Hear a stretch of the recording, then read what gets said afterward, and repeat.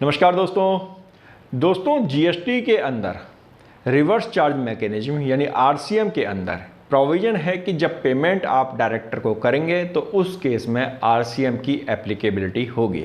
यानी कि जो पेयर है यानी कि जो पेमेंट कर रहा है डायरेक्टर को, इट मीन्स कंपनी जब डायरेक्टर को अपना पेमेंट करेगी तो वो जीएसटी का पेमेंट करेगी आरसीएम के थ्रू, रिवर्स चार्ज के थ्रू वो जीएसटी जो भी एप्लीकेबल होगी वो पेमेंट करेगी। तो क्या डायरेक्टर को जो भी पेमेंट जाएगी सभी के ऊपर आरसीएम लगेगा या कुछ स्पेसिफिक पेमेंट्स के ऊपर आरसीएम लगेगा? आज हम इस वीडियो के अंदर इसी के बारे में जानेंगे। उससे पहले आपसे रिक्वेस्ट, हमारे चैनल को लाइक, शेयर और सब्सक्राइब कीजिए। दोस्तों, डायरेक्टर्स को जो पेमेंट है वो लगभग 3 तरह से जाती है। पहला, कई बार हम जो डायरेक्टर्स को पेमेंट करते हैं, चाहे वो डायरेक्टर इंडिपेंडेंट डायरेक्टर हो या नॉर्मल डायरेक्टर हो, या हम डायरेक्टर का मतलब सभी तरह के डायरेक्टर्स की कर रहे हैं, तो जब हम डायरेक्टर को पेमेंट करते हैं तो उनको पेमेंट कुछ मीटिंग फीस, सिटिंग फीस के नाम से उनको पेमेंट की जाती है कि जब भी मीटिंग होती है, वो मीटिंग में आते हैं तो उनको मीटिंग की फ़ीस दी जाती है। जब भी उनकी सिटिंग्स होती हैं, आपस में बोर्ड ऑफ डायरेक्टर्स की मीटिंग्स होती हैं, तो उनको कुछ पेमेंट की जाती है। तो जब आप इस तरह की पेमेंट डायरेक्टर्स को करते हो तो ऑब्वियसली वो जीएसटी के अंदर आरसीएम उसके ऊपर एप्लीकेबल होगा।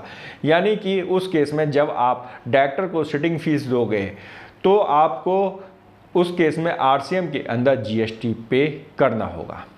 अब दूसरे तरह का पेमेंट होता है सैलरी के तौर पे, कि मतलब कि जब आप अपने डायरेक्टर को एज एन एम्प्लॉय अपने यहाँ पर रखते हैं और आप उसे सैलरी पे करते हैं, और सैलरी पे करते हैं, साथ ही आप उसका जो टीडीएस है वो सेक्शन 192 जो इनकम टैक्स का जो प्रोविज़न है उसके अकॉर्डिंग अगर आप टीडीएस काटते हैं तो उस केस में चूंकि आप उसे एम्प्लॉय मान रहे हैं, आपका वो एम्प्लॉय है यानी कंपनी का वो एम्प्लॉय है, तो उस केस में आरसीएम की एप्लीकेबिलिटी नहीं आएगी। जी हाँ, उस केस में आरसीएम नहीं लगेगा क्योंकि वो सैलरी का पेमेंट आप कर रहे हो, आप 192 के अंदर उसका टीडीएस काट रहे हो और जमा भी करा रहे हो।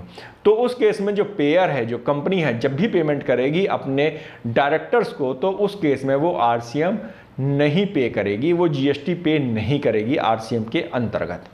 अब कई बार दोस्तों क्या होता है कि हम अपने डायरेक्टर्स को एज ए सैलरी बोल दीजिए या एज ए कंसल्टेंसी फीस बोल दीजिए, एक फिक्स अमाउंट हम पे करते रहते हैं। अब मैंने यहाँ पे फिक्स बोला है, लेकिन अगर फिक्स हो चाहे वो वेरिएबल हो, किसी भी केस में हम डायरेक्टर्स को पेमेंट करते हैं, कहते हैं कि वो हमारा एम्प्लॉय है, लेकिन हम उसका जो टीडीएस काटते हैं वो 194J में काटते हैं। जी हाँ, हम उसको प्रोफेशनल चार्जेस के अंदर उसका टीडीएस काटते हैं, ना कि 192 के अंदर। उस केस में आप जो भी पेमेंट करेंगे डायरेक्टर्स को, उसके ऊपर जीएसटी की एप्लीकेबिलिटी होगी। जी हाँ, यानी कि यदि आपने पेमेंट किया डायरेक्टर को, वो आपने उसकी कंसल्टेंसी सर्विसेज दिखाई अपनी बुक्स के अंदर, 194J के अंदर आपने उसका टीडीएस काटा, तो उस केस में आप जो भी पेमेंट करेंगे उसके ऊपर आपको आरसीएम में जीएसटी को पे करना होगा।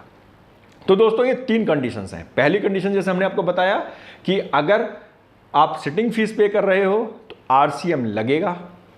अगर आप एज ए कंसल्टेंट डायरेक्टर को पेमेंट कर रहे हो, यानी डायरेक्टर आपके यहाँ पे काम करता है और आप उसे जो पेमेंट कर रहे हो एज ए कंसल्टेंट कर रहे हो, तो आरसीएम की एप्लीकेबिलिटी होगी।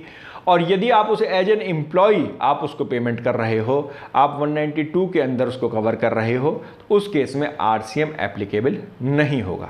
तो दोस्तों, मैं उम्मीद करता हूं कि अब आपको क्लियर हो गया होगा कि जब आप डायरेक्टर को पेमेंट कर रहे हो तो किस पेमेंट पे आपको आरसीएम काटना है और किस पेमेंट पर आपको आरसीएम के थ्रू जीएसटी पे करना है और किस पेमेंट पर आपको जीएसटी पे नहीं करना है।